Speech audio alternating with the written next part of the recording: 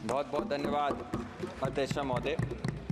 सर्वप्रथम मैं सदन का और मेरे निर्वाचन क्षेत्र बदायूं की जनता का धन्यवाद दूंगा कि संसद में आज मुझे अपनी बात रखने का मौका दिया है। अध्यक्ष महोदय, जहां बजट की चर्चा में मुझे अपनी बात रखने का मौका दिया गया है, वहीं जब वित्त मंत्री जी बजट में अपना बजट पेश कर रही थी, उस समय पे बहुत बड़ी बड़ी बातें किसानों को लेकर कही गई, नौजवानों को लेकर कही गई, महिलाओं के लिए कही गई। लेकिन सच्चाई तो ये है कि जहां हमारा देश कृषि प्रधान देश है, 60% से ज़्यादा आबादी किसानी में आज है, वहीं जब सरकार किसानों की बात करती है तो हम सभी को और किसानों को भी याद आता है कि जब प्रधानमंत्री जी ने किसानों की 2014 में आय दुगनी करने की बात कही थी, आज हम कहाँ खड़े हैं। हमने देखा इन 10 सालों में किस तरीके से किसान आंदोलन के जरिए अपनी जो भूतपूर्व मांगे थी,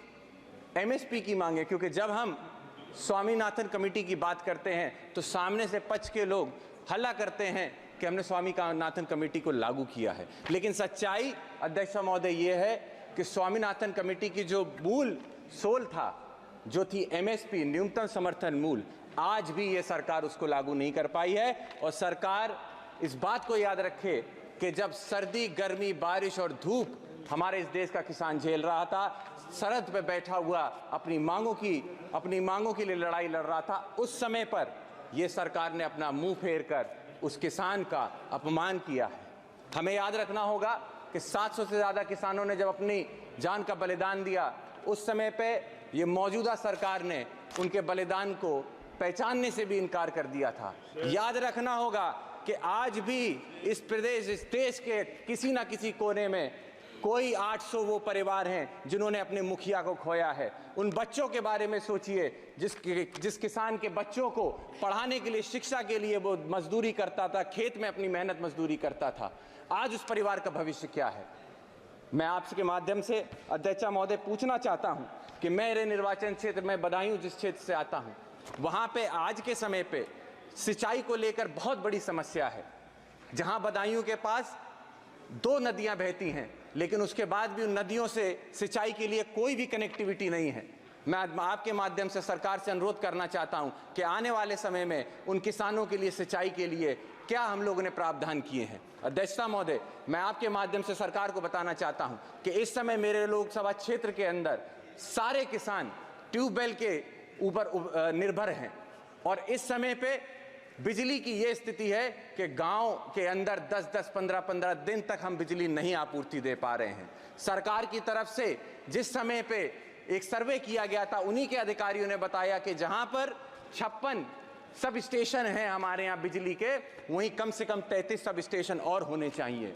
लेकिन उनकी रिपोर्ट पे जब सरकार ने निर्णय लिया तो उसको 33 सब स्टेशन को घटाकर मात्र 8 सब स्टेशन किए जाने की बात आ रही है। मैं आपके माध्यम से अध्यक्ष महोदय अनुरोध करना चाहता हूं कि किसान इस समय पीड़ित है, त्राहिमाम मचा हुआ है क्षेत्र के अंदर, इसीलिए बिजली की समस्या को शीघ्र ही देखा जाए और इन समस्याओं को समझा जाए। साथ ही साथ मैं अध्यक्ष महोदय, मैं आपके माध्यम से अनुरोध करना चाहता हूं सरकार से, सिर्फ उत्तर प्रदेश नहीं, कई प्रदेशों के अंदर किसानों के लिए सबसे बड़ी समस्या अगर कोई बनती जा रही तो आवारा पशुओं की बनती जा रही है।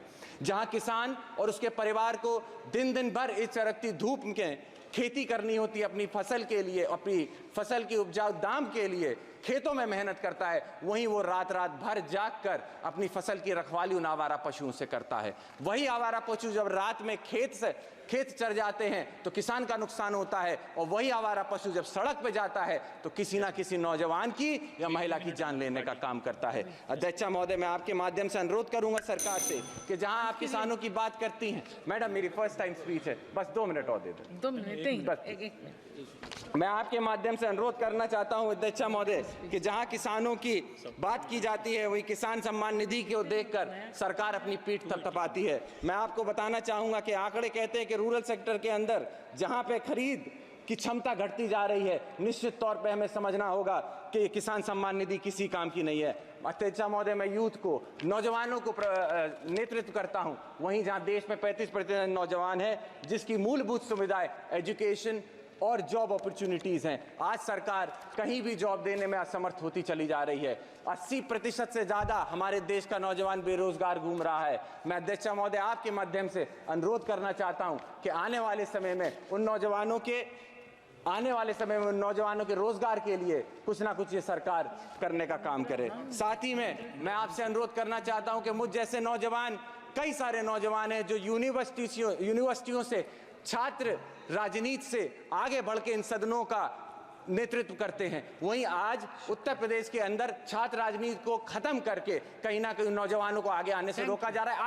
आखिरी मैडम, लास्ट है मैडम, छात्रों के लिए मैं ये कहना चाहूंगा, इलाहाबाद यूनिवर्सिटी जैसी संस्थाओं के अंदर जहां हॉस्टल की फीस बहुत कम रखी जाती थी सिर्फ इसलिए ताकि किसानों को कहीं ना कहीं किसानों के बच्चे पढ़ लिख सके, वहीं 400% अगर ये फीस को बढ़ाया जाता है तो निश्चित ही तौर पे किसानों के लिए ये एक बनने की बात होगी। आप सभी के लिए मैं आपका धन्यवाद देता हूं और अनुरोध यही करता हूं कि इन सभी बिंदुओं को देखते हुए आप सारी बातों को रखने का काम करें। बहुत बहुत धन्यवाद।